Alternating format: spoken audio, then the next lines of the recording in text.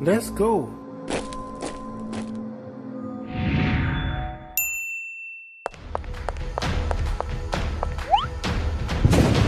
Đội quân Decepticon lái tàu vũ trụ và hạ cánh xuống trái đất với mục đích xâm chiếm nơi này. Chúng bắn phá khắp nơi làm người dân hoảng hốt bỏ chạy.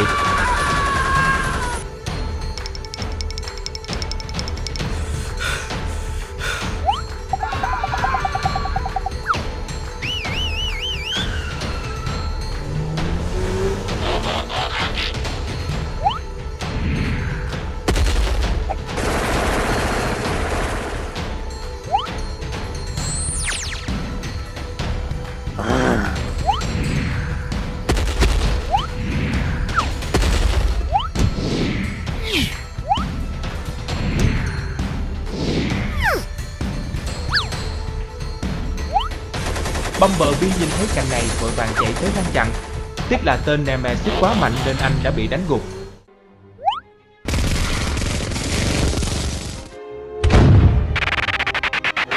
Help! Help! Oh no!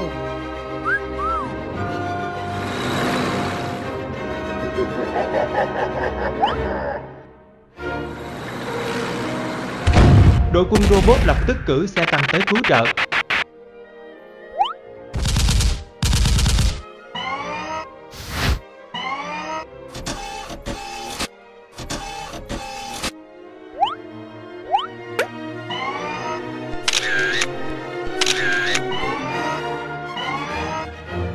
Chỉ bằng vài đường cơ bản, robot xanh đã hạ gục hoàn toàn Nemesis và ngăn cản được cuộc tấn công của lũ Decepticon.